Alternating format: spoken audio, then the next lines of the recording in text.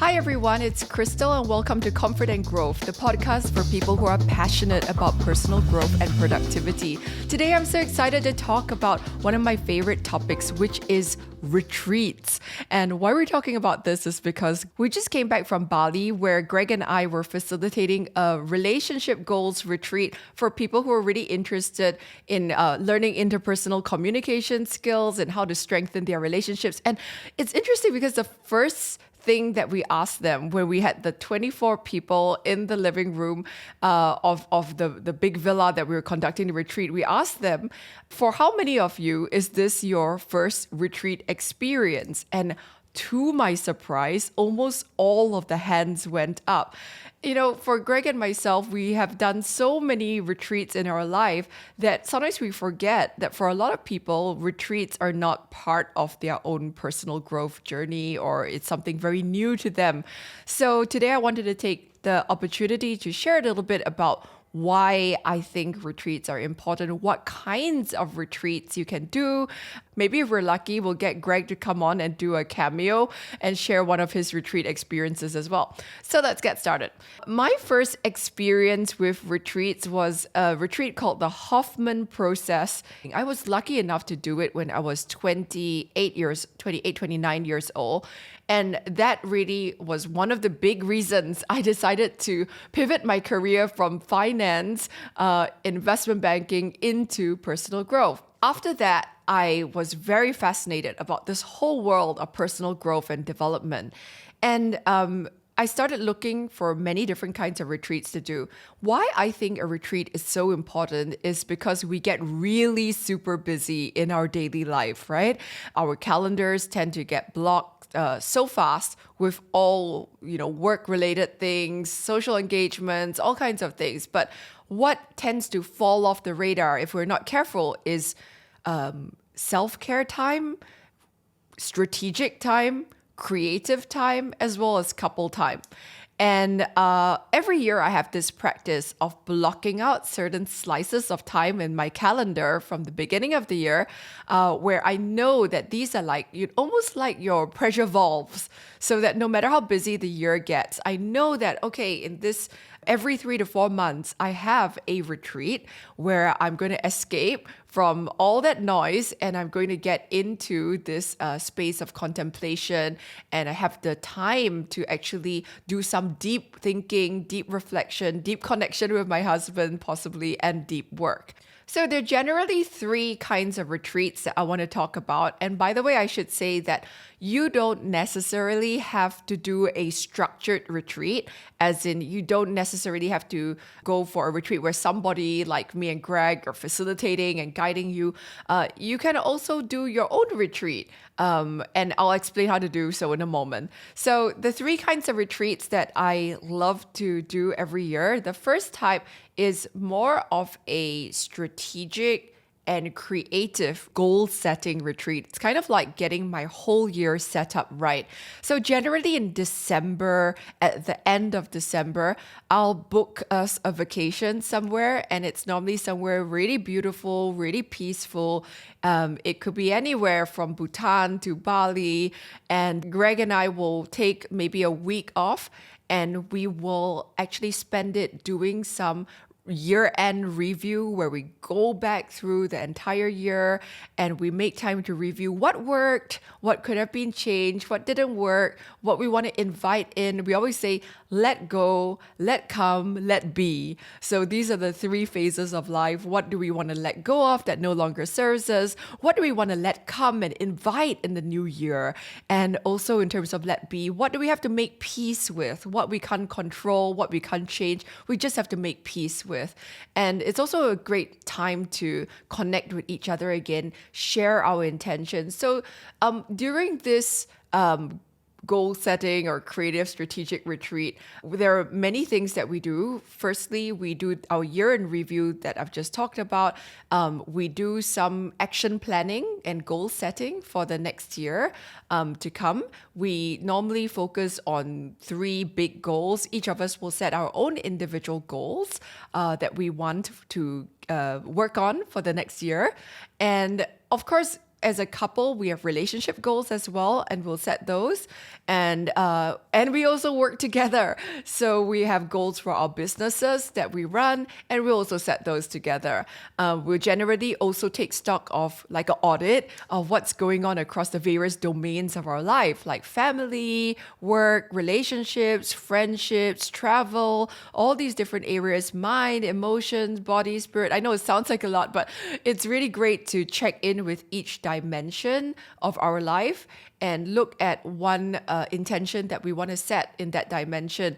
Also, if there's any domain of our life that is getting overlooked, for example, one year I was really neglecting my body and I was getting sick all the time, and it caused a lot of strain on Greg and our relationship as well. So one of the resolutions I had for that year was to really work on that physical domain, start an exercise routine, start taking care of myself better, start really regularly going for TCM, that sort of thing. It's like being much more intentional about how you're living your life and making sure that you zoom out and get a bird's eye view of everything that's going on so that you don't neglect any aspect of yourself. Another thing I really love to do is a fire ritual. So oftentimes I'll get the hotel or resort to help me organize a little bonfire, or sometimes you can just get a candle and light it outside in the garden, and Greg and I will stand around the fire and we will recite a list of things that we want to let go. For example,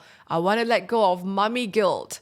I want to let go of feeling that I have to be perfect, for example. I want to forgive someone that I haven't quite forgiven and I'm kind of nursing a grudge. So I'll make a list of all the things that I really want to let go so that I can move on. And Greg will make his list as well. We'll read them out to each other. And as I read out my list, Greg is really like a benevolent witness to it. And after I read out all the things I want to let go, I'll burn the list in the fire, and then Greg will say, "May it be so." And I'll do the same for him. So the fire ritual is something very powerful. In fact, it's something that we did for our whole group in Bali recently during our relationships retreat. And it was something that our participants found was one of the most emotionally powerful and memorable parts of that retreat. Also, another great thing that we do at the retreat is have some sort of ritual that honors the intentions or the goals we want to set for the next year. So I'll give you some examples. One year, I bought a lemon tree, and I got Greg and I to write down all our intentions for the upcoming year, and then we buried them in the soil of that lemon tree, which is in our garden. So every time we come back home or we go out, we look at the lemon tree, and when we were watering the tree, it was really symbolic of us nourishing our intentions.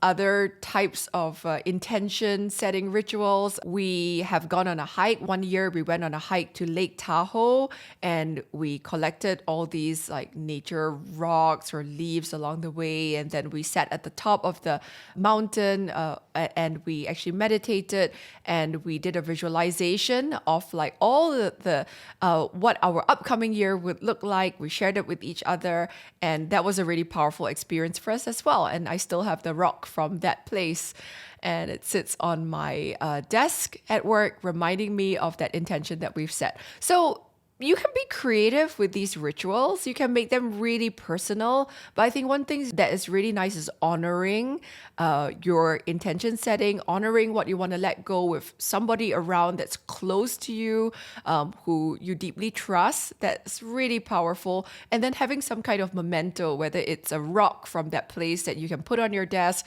whether it's a tree outside that you've planted, whether it's, maybe even the wallpaper of your mobile phone that you've taken a photo of that ritual and now you've set it as the background. It's some visual cue that reminds you of what your intentions are for the entire year. So the second kind of retreat that I love to do is a health, more of a mind, body, sort of health detox type of retreat. Some of my favorite places to do this are Kamalaya in Koh Samui, amazing health resort in Thailand where I know the owners and they are passionate about all different kinds of Eastern modalities, and you can do everything there from Ayurvedic consultation, acupuncture, you can do bioresonance therapy, you can do colonic irrigation if that's your thing. So many things that you can do. And what I do when I go to Kamalaya, in fact, I'm going next month for a retreat with Greg for just 6 days, is that you go on day one, you see a functional medicine doctor, and that physician will actually take your pulse, ask you some questions, do a consult with you, and then customize for the next few days exactly what you need. So the last time we were there, Greg did a whole program about stretching because he was very stiff and he had certain postural issues. So it was really centered around working on his posture and bodily alignment. He did every day, he had Pilates sessions with a private personal trainer. He had rolfing, stretching, fascia, myofascia adjustments. He had massages. So he loved it. He said, I feel like President Obama every day. I've got my printout at 9 o'clock, you're doing this. At 11 o'clock, you're doing this. You've got, your whole diet also prescribed to you. There's certain, parts of the menu, and the menu is fabulous, but there's so many healthy food options, raw food, vegetarian, healthy options, all kinds. And then for me, what I did the last time was I was really trying to work on my digestion, which was a big thing, digestion and sleep. So I did a lot of acupuncture for digestion. I did a lot of abdominal massage, Chi Nei Sang, I think it was called, all kinds of Ayurvedic treatments. I did Shirodhara, which is a treatment where they have heated sesame oil and it comes through this funnel. You're lying down and they drip this continuous flow of sesame oil on your third eye. It's sounds super weird, but it's really relaxing. And I swear I had so many creative ideas come to me during that treatment. So highly recommend Kamalaya. I also love Como Shambhala Estate in Bali, also similar to Kamalaya, but very, very sophisticated. The whole Como group, I love their hotels, and Como Shambhala Estate is huge in Bali. It's got a different vibe from Kamalaya because it's much more of a mountain energy. There's rice terraces and paddy fields. It's got this sacred river Ayung that actually runs through the gorgeous property there with a private temple, and you can walk down the side of the cliff, hundreds of steps to the bottom where you can actually access the waterfalls. There's swimming pools there at the bottom of that cliff. Anyway, it's just a very magical place, and I love the spa food at Como Shambhala Estate. It is some of the best, most creative, amazing Eastern, Western detox food that I've ever come on. So that's really great. Okay, so the third kind of retreat that I love to do is more of a personal growth retreat. And this is more for mind and emotions. So I already talked about the Hoffman process. I would put the Hoffman process under this bucket of personal growth retreats.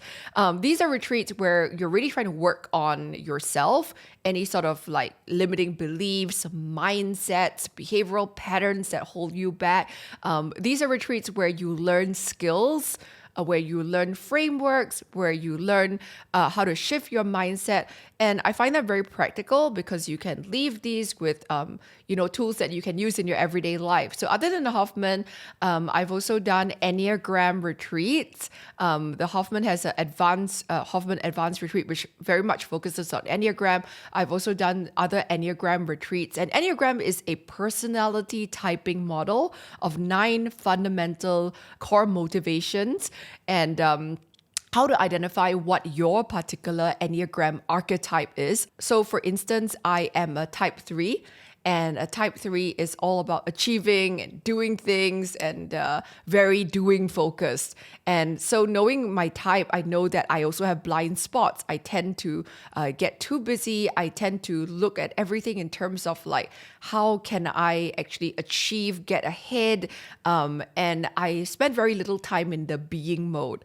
So there's many different kinds of personality types and motivations. Like for example, type 1 is the perfectionist, and the motivation motivation is to get things right. Type 2 is like the giver, and the motivation is to be of service or to give or to be useful to other people. The type 3 I spoke about is like achievement. The type 4 is like a little bit of the tragic romantic or the individualist type, and their motivation is to be special or to be unique. So there are 9 different types, and of course, if you're interested, go off and learn more about the Enneagram. But I found that knowing about my type and also about Greg's type and the types of people who I work with, it's really liberating, because that makes you understand why they do certain things or see the world a different way than you do. So I highly recommend Enneagram retreats. What else have I done? Social emotional intelligence retreats, very important for me in my work. So oftentimes I go and do retreats on different aspects of positive psychology,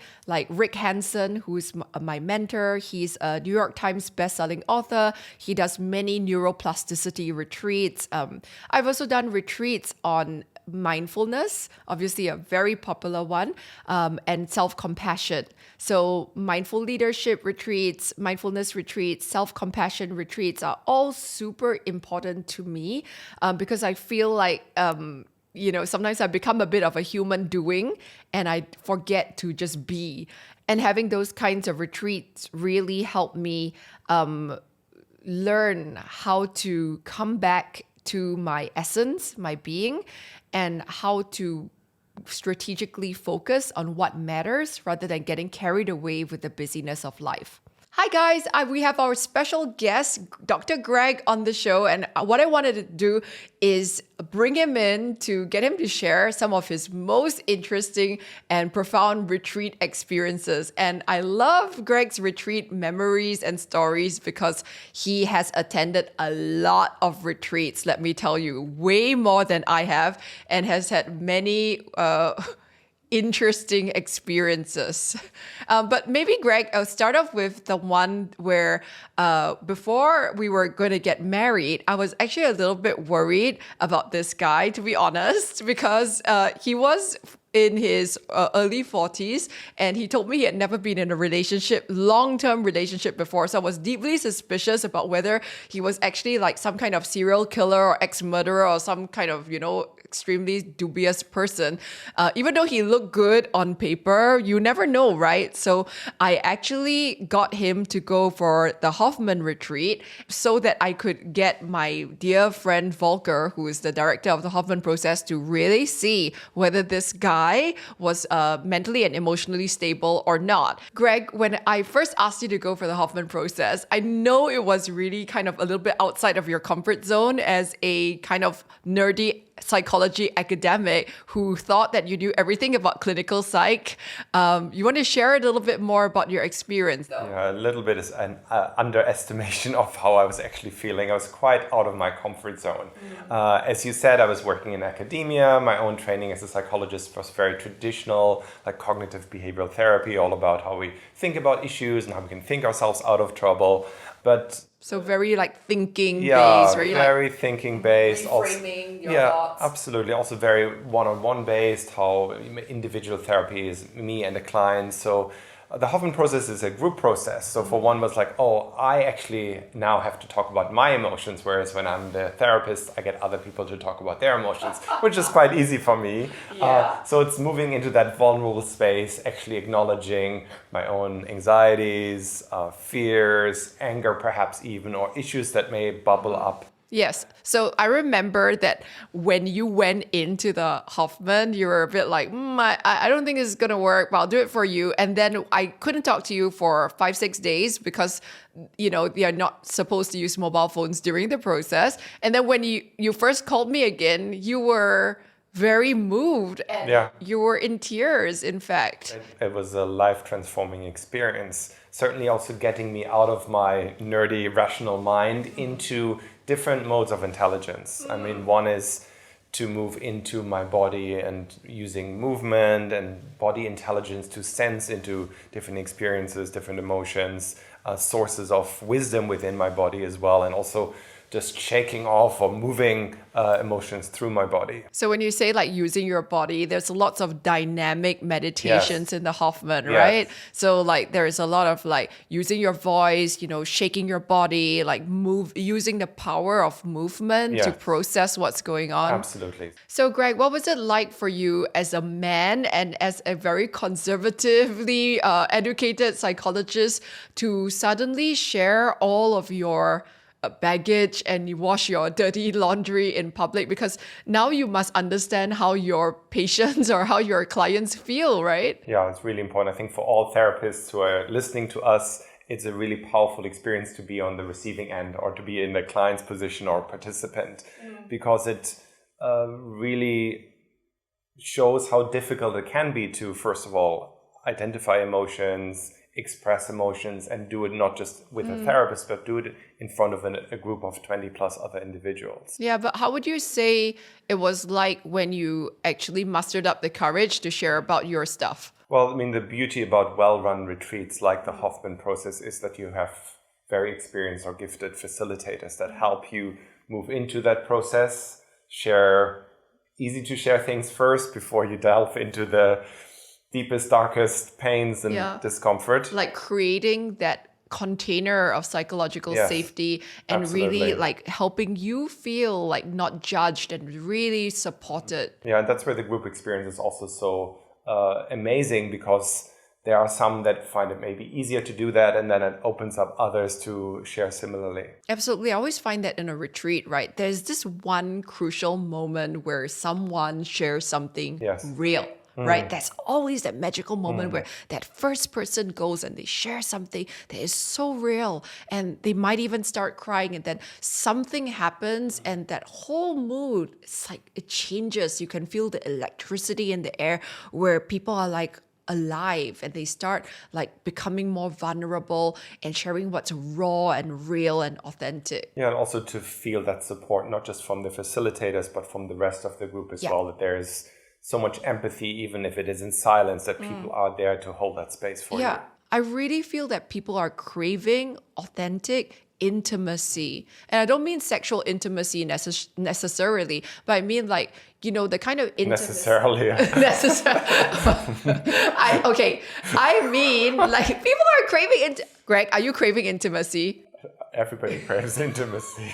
This will be the blooper section. Okay. So, but I really find that people are craving intimacy and going deeper into real conversations, because a lot of times our lives stay on the mundane, the ordinary, the transactional level in terms of conversations.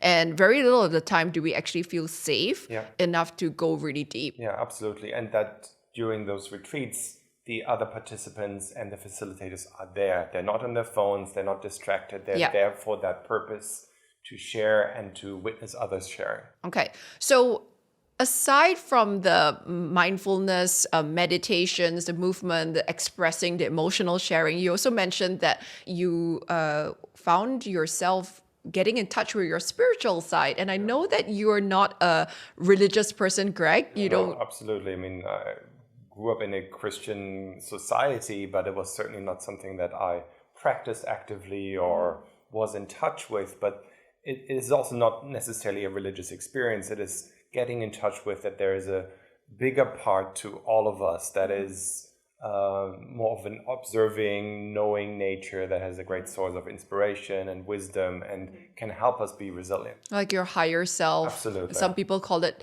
the bigger you. Some people call it like, your inner voice or inner wisdom. Some people call it your essence. But really, it's like, zooming out, all of us have this big self. Wise self, even. Yeah, absolutely.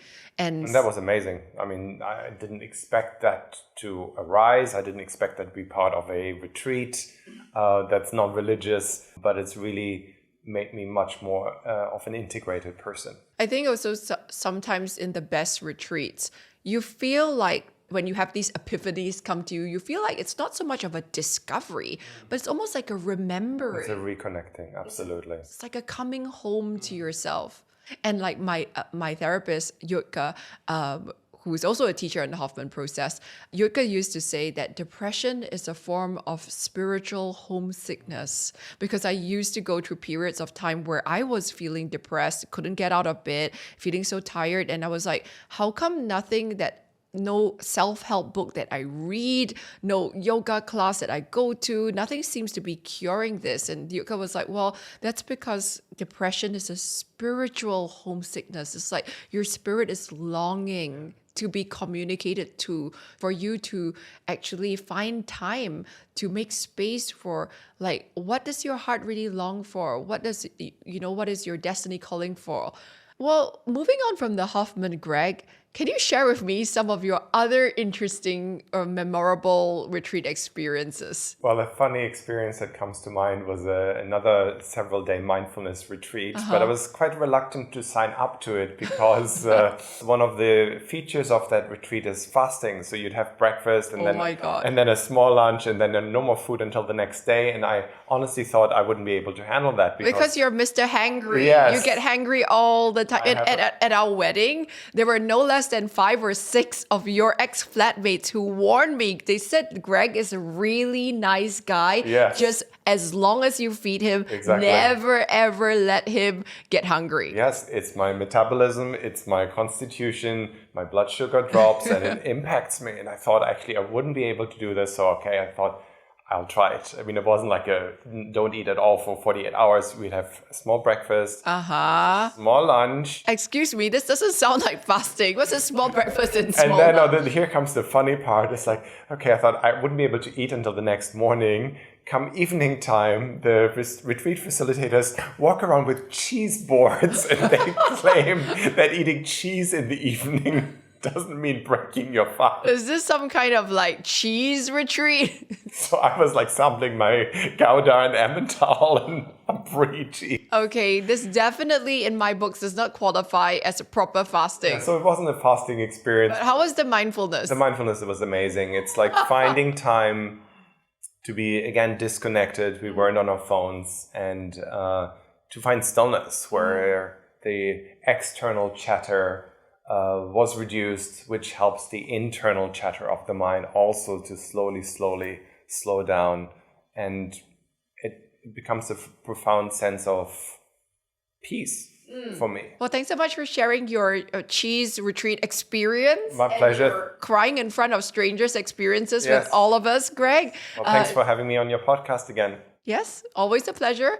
And you will always be called on to create more content. So for the rest of your life as my husband. At your service. So going for retreats is something that is so important to me. And of course, we run many retreats as well, Greg and myself. So for more details, we'll put them in the show notes below. Thanks so much for listening today to Comfort and Growth, the podcast for people who are passionate about personal growth and productivity, and really excited to share these thoughts with you and let me know how it goes, whether you're keen on doing a retreat or not. I would love to hear your experiences. And for those of you who have actually gone on a retreat, share your story with us. I would be so happy to feature it on my social media as well. Until next time, see you guys.